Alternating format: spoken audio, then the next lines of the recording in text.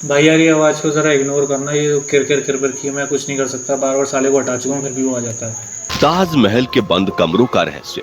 दोस्तों, होगी इस दुनिया में एक से बढ़कर एक इमारतें, लेकिन ताज जैसी कोई नहीं, क्योंकि इसकी बुनियाद में एक बादशाह ने अपना दिल रखा है। दोस्तों, ताजमहल कला का वो खूबसूरत उदाहरण है जिसे 17वीं शताब्दी के मुगल सम्राट शाह। मैं एक चीज़ क्लियर करूँ कि मैं जाता रहता था, मेरा होम टाउन है, ठीक है ना, आगरा। तो मैं जाता रहता था, तो मैंने ताजमहल देखा है, बहुत बार देखा है, डिटेलिंग में देखा है। आप लोग पता नहीं, आप लोग बहुत लोग नहीं गए होंगे, बहुत लोग गए होंगे।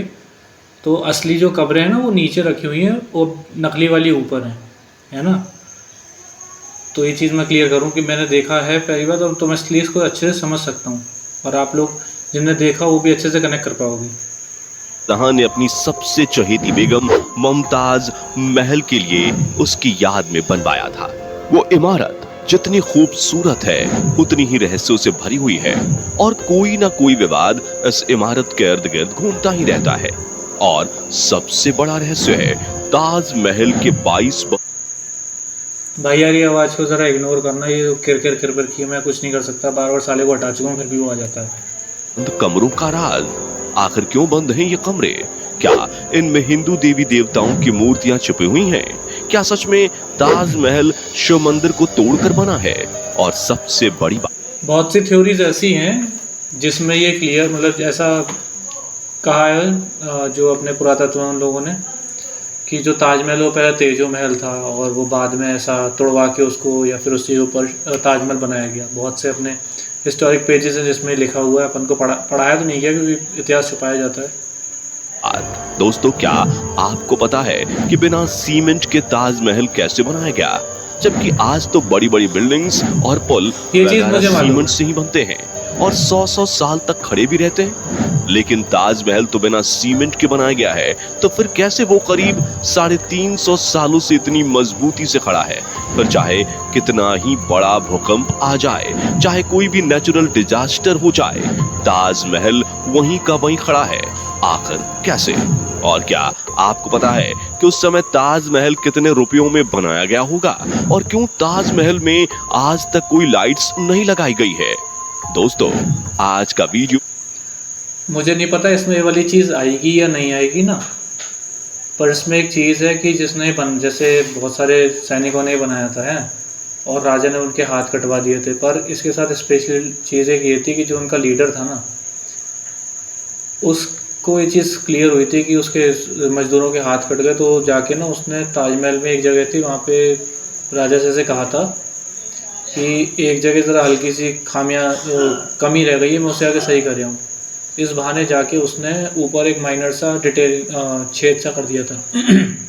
और जब उसके फाइनली हाथ कटे तब उसने ये चीज़ रिवील करी कि क्या नाम से, मुझे पता था और ऐसे कि तुम ऐसे करोगे, इसलिए मैंने तुम्हें ताजमहल में एक ऐसा छेद किया है कि तुम पहली बात तो उसका पता ही नहीं कर पाओगे वो छेद है कहाँ पे। और उसका ड्रॉबैक ये है कि वो उसमें जब भी पानी गिरेगा, मतलब जब बारिश आएगी, तो वो रिश्ता रिश्ता वो कब्र पे गिरेगा जाके, जो उसने मुमताज़ की कब्र दफनाई थी अंदर, उसमें गिरेगा जाके। ये उस बंदे ने किया था जिसने क्या नाम से इसके हाथ कटाए थे, उनका एक लीडर था। को पूरा देखते हैं देखना कवर करता है या जरूर, नहीं करता क्योंकि उसको। इस वीडियो में आप ताजमहल के 22 ऐसे रहस्यों के बारे में जानोगे जो शायद ही पहले आपने कभी सुना होगा। बस वीडियो को स्टार्ट करने से पहले वीडियो को एक लाइक करके चैनल को सब्सक्राइब कर लीजिए। चलिए शुरू करते हैं। नंबर 22, ताजमहल के रहस्य में सबसे पहला रहस्य तो ताजमहल की नींव से ही जुड़ा हुआ है। जब क्योंकि ताजमहल यमुना नदी के पास है, तो ऐसी नमी वाली रेतीली मिट्टी में किसी भी इमारत की नींव खड़ी करना यकीनन एक मुश्किल भरा काम हो सकता था। लेकिन दाद देनी पड़ेगी उस वक्त के मुगल सल्तनत के इंजीनियर्स की, जिन्होंने इतनी नमी वाली जमीन में ऐसी पक्की नींव बनाकर तैयार की जिसके बलबूते आज भी इतनी बड़ी इमारत सही सलामत टिकी हुई है। जो उन्होंने नींव डाली है ना, वो एक ऐसी लकड़ी की डाली है जो जितना पानी पिएगी उतना ज़्यादा मजबूत होगी। अब बात यह है कि यमुना का स्तर उतर रहा है और वो गंदी हो रही है, तो अगर वो पूरी तरह से ख़त्म होती है तो ताजमहल भी ख़त्म हो जाएगा, ये चीज़ फैक्ट है। क्योंकि उसकी जो नींव है वो उस चीज़ की नींव है, उस लकड़ी की नींव है जिसका भोजन ही पानी है। अगर जितना पानी पिएगी उतनी ज़्यादा टाइट होती है, मजबूत होती है, ये चीज़ स्पेशलिटी है। दरअसल के लिए ताजमहल की नींव बनाते समय ताज के चारों ओर बहुत से कुएं खोदे गए। इन कुओं में ईंट पत्थर डालकर इन पर आबनूस और महोगनी की लकड़ियों से आबनूस की लकड़ी। ताजमहल की फाउंडेशन बनाई गई। ये कुएं ताज की नींव को मजबूत बनाते हैं। आबनूस और महोगनी की लकड़ियों में एक खासियत होती है कि इन्हें जितनी नमी मिलती रहेगी ये उतनी ही फौलादी और मजबूत रहेंगी। और इन लकड़ियों को नमी ताज के पास बहने वाली यमुना नदी के पानी से मिलती है। यमुना के पानी का स्तर हर साल घट रहा है और लकड़ियों में नमी की कमी आ गई है। यही वजह है कि सन 2010 में ताज में दरारें देखी गई। दोस्तों, आपने देखा होगा कि ताजमहल के आसपास के चारों मीनार एक दूसरे से परपेंडिकुलर ऐसा मत सोचना कि मैंने ये वीडियो देखी हुई है, क्योंकि मैं वहाँ का हूँ, मैं आगरा से बिलोंग करता हूँ, इसलिए मैं बहुत बार गया हूँ वहाँ पे। तो मैंने ये चीज़ें नोटिस करी हैं जो ये चीज़ बता रहा है। और मेरे को कुछ चीज़ें पहले से पता है इसकी, जो ये बताने जा रहा है। कि जो इसके चार, पहली बात तो मैं रिकमेंड करूँगा जो जो लोग नहीं गए हैं वो प्लीज़ उससे जाके देख लो, क्योंकि बहुत ही कम टाइम बचा है। थोड़े बहुत टाइम में ही हो सकता है आने वाले टाइम में वो डिस्ट्रॉय भी हो जाए, क्योंकि जिस हिसाब से यमुना का स्तर है वो ख़त्म हो रहा है, पॉल्यूशन बढ़ रहा है, वो संगमरमर भी काला पड़ रहा है थोड़ा थोड़ा। तो मैं रिकमेंड करूँगा जिसको जाने का, जिस पे है फंड, तो वो एक बार जाके अपना देख ले, अच्छी चीज़ है अभी। दूसरा जो मीनार का कॉन्सेप्ट है मैं आपको पहले क्लियर कर दूँ, ये इसलिए है क्योंकि जो उसकी मीनारें उनने बनाई थी वो परपेंडिकुलर इसलिए हैं कि जिससे अगर इन फ्यूचर कभी भूकंप आता है तो वो ताज की ओर ना गिर के अपोजिट डायरेक्शन में गिरे और ताज वाला जो स्ट्रक्चर है वो सेफ हो जाए। हैं। मतलब यहाँ की ताजमहल की जो चार मीनारें हैं ये बिल्कुल सीधी नहीं खड़ी हैं, बल्कि चारों बाहर की तरफ हल्की सी झुकी हुई हैं। और इन्हें ऐसा ही बनाया गया था ताकि भूकंप जैसी आपदा आने पर अगर ये गिरे भी तो बाहर की तरफ गिरे। दरअसल ऐसा इसलिए किया गया है कि अगर कभी जोर का भूकंप आता भी है तो वह चारों मीनार ताजमहल से दूर जाकर गिर जाएं और इस तरह भूकंप के झटके ताजमहल तक पहुंचने से पहले ही इन मीनारों में ऑब्जॉर्ब हो जाएं और ताजमहल को कोई नुकसान ना पहुंचे। नंबर 20, हजारों टूरिस्ट जो ताजमहल देखने आते हैं वो ये नहीं जानते कि वो जो सामने देख रहे हैं वो ताज का पिछला हिस्सा है। दरअसल जो शाही दरवाजा है वो नदी के किनारे दूसरी तरफ है। आज ज्यादातर टूरिस्ट ताज को वैसा नहीं देख पाते जैसा कि शाहजहां चाहते थे। मुगल काल में ताज तक पहुंचने के लिए नदी ही एक मुख्य रास्ता थी और ये एक तरह का हाईवे था। बादशाह और उनके मेहमान नाव में बैठकर यहाँ आते थे। नदी के किनारे एक चबूतरा हुआ करता था। नदी बढ़ती गई और वो बहुत पहले ही नष्ट हो गया। बादशाह और उनके मेहमान उसी चबूतरे से ताज आया करते थे। नंबर 19, दोस्तों ये कहा जाता रहा है कि शाहजहां ने ताजमहल बनाने वाले वर्कर्स के हाथ कटवा दिए थे, लेकिन ये बात एक अफवाह जैसी लगती है क्योंकि इस बात का कोई प्रमाण मौजूद नहीं है।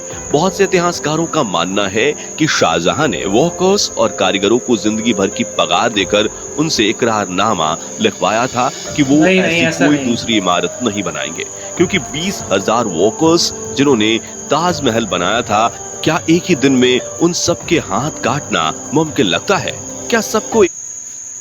पहली बात तो वो राजा था, ठीक है ना, और राजा के लिए कोई भी काम इम्पॉसिबल होता नहीं है अगर वो अपनी ईगो पे ले जाए उस चीज़ को। ये चीज़ अगर आप इससे सेटिस्फाई हो गए इस टर्म से तो। दूसरी चीज़, कटवाए थे, ये बात तो फैक्ट है, क्योंकि क्या ऐसी विश्व धरोहर दोबारा बनी? ऐसा नहीं बना आज तक, ठीक है ना। ये भी इस चीज़ का प्रमाण है कि काट दिए गए थे।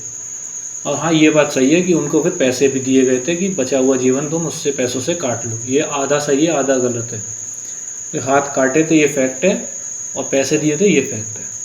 एक-एक करके बुलाया गया कि आओ, यह दिन इतने मजदूर के हाथ काटेंगे और उस दिन इतने मजदूर के हाथ काटेंगे। अगर ऐसा, पहली बात तो केवल मैं इतना कहूँगा कि अगर मेरे को किसी का हाथ काटना सपोज है ना, तो मैं उसे बताऊंगा नहीं कि पहली बात कि तुम्हें आज हाथ कटने, तो वो आएगा नहीं। ये जो भाई कह रहा है उस पर मैं जवाब दे रहा हूँ, क्योंकि जब काटना होगा तो यार जाहिर सी बात है सरप्राइज मोमेंट मिलेगा उन लोगों को भी, ठीक है ना, समझ सकते हो आप लोग। होता तो जैसे ही हाथ कटने शुरू होते तो बहुत से मजदूर भाग खड़े होते। और अरे यार, अगर वो सपोज उन लोगों को एक ऐसे एरिया में खड़ा कर दिया जाए जहाँ पे वो युद्ध होते थे, अगर आपको याद थोड़ा आप जूम करो तो एक ऐसे अपना डायग्राम बनाओ दिमाग में कि राजा है वो ऊपर की साइड बैठा और बीच में जो मैदान है, मैदान में अगर चारों तरफ के गेट बंद कर दिए हैं तो कहाँ भाग जाएंगे वो लोग? ये तो कॉमन सेंस वाली हिस्टोरिकली बात है। देखा जाए तो इस चीज का जीरो एविडेंस है। नंबर 18, कुतुब मीनार भारत की सबसे ऊंची मीनार है, लेकिन शायद आपको जानकर हैरानी होगी कि ताजमहल की ऊंचाई कुतुब मीनार से भी ज्यादा है। ताजमहल पॉइंटों 73 में ऊपर मीटर है। ऊंचा है, जबकि कुतुब मीनार की ऊंचाई 72.5 कहा था मीटर ना मैंने, है। पॉइंटों में नंबर ऊपर है। 17, ताजमहल के साथ में उसके 22 कमरों का रहस्य भी जुड़ा हुआ है, जिसके बारे में लोगों का कहना है कि ये जो 22 कमरे हैं ना, ये 22 कमरे वाकई में पहली बात तो हैं।